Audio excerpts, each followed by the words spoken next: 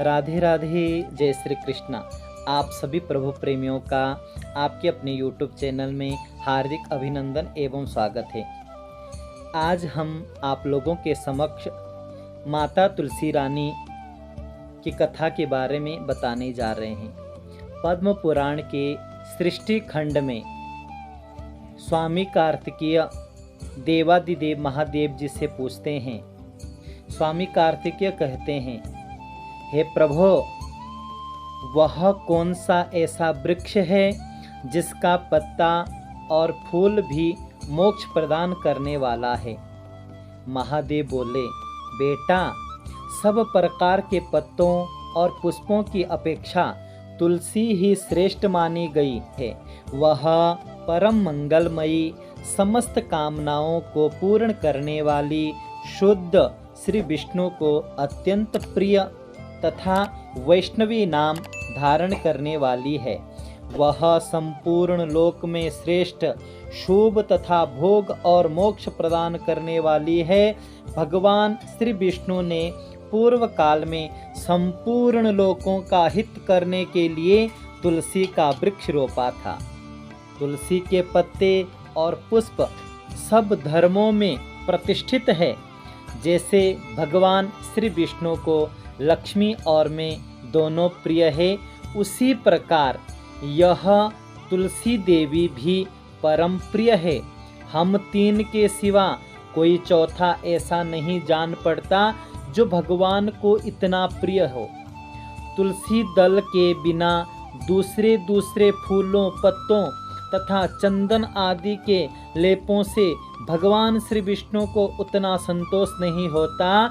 जिसने तुलसी दल के द्वारा पूर्ण श्रद्धा के साथ प्रतिदिन भगवान श्री विष्णु का पूजन किया है, उसने दान, होम, यज्ञ और व्रत आदि सब पूर्ण कर लिए।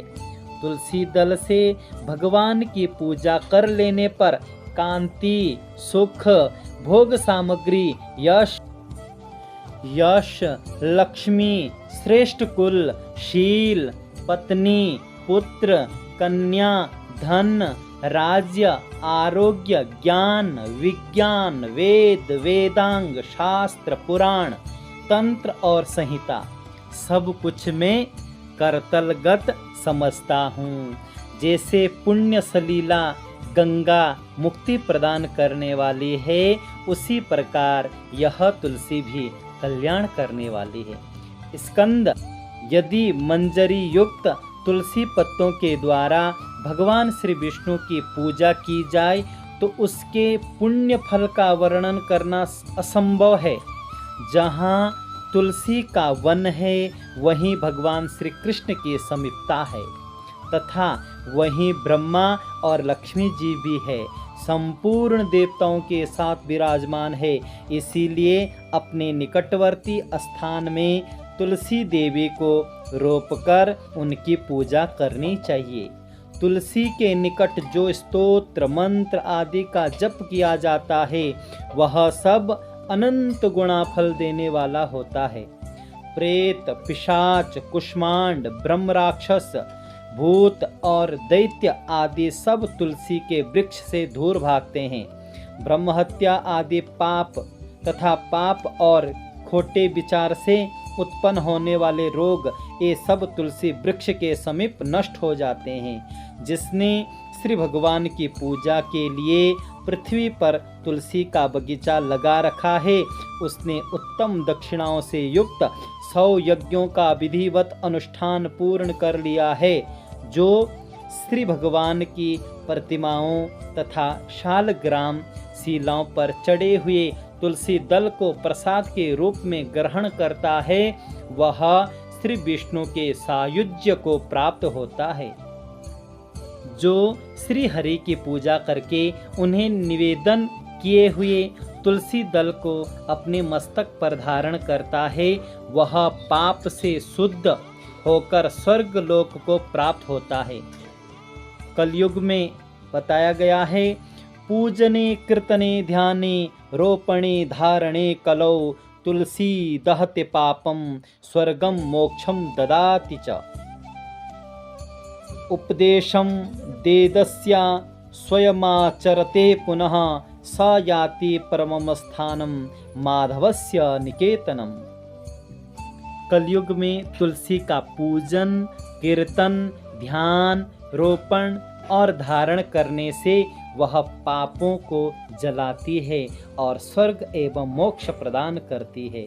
जो तुलसी के पूजन आदि का दूसरों को उपदेश देता और स्वयं भी आचरण करता है, वह भगवान श्री विष्णु के परम धाम को प्राप्त होता है।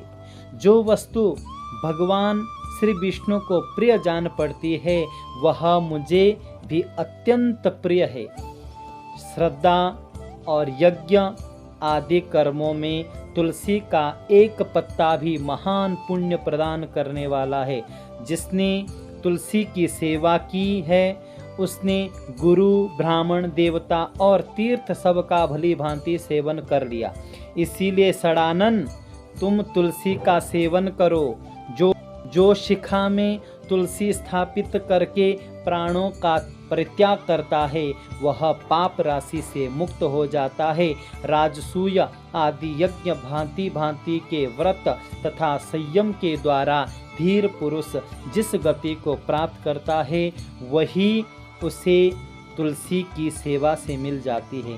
तुलसी के एक पत्र से श्री हरि की पूजा करके मनुष्य वैष्णवत्व को प्राप्त होता है। उसके लिए अन्यान्य शास्त्रों के विस्तार की क्या आवश्यकता है। जिसने तुलसी की शाखा तथा कोमल पत्तियों से भगवान श्री विष्णु की पूजा की है, वह कभी माता का दूध नहीं पीता, अर्थात उसका पुनर्जन्म नहीं होता। कोमल तुलसी दल के द्वारा प्रतिदिन श्री हरि की पूजा करके मनुष्य अपनी सैकड़ों और हजारों पीढ़ियों को पवित्र कर सकता है। तात, ये मैंने तुमसे तुलसी के प्रधान प्रधान गुण बतलाए हैं। संपूर्ण गुणों का वर्णन तो बहुत अधिक समय लगाने पर भी नहीं हो सकता। यह उपाख्यान पुण्य राशि का संचय करने वाला है। जो प्रतिदिन इसका श्रवण करता है, वह पूर्व जन्म के किए हुए पाप तथा जन्म मृत्यु के बंधन से मुक्त हो जाता है।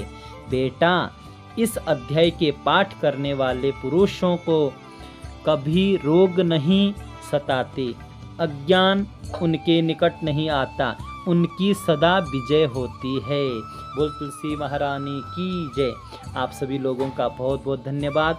आप अंत तक, वीडियो के अंत तक हमारे साथ बने रहें।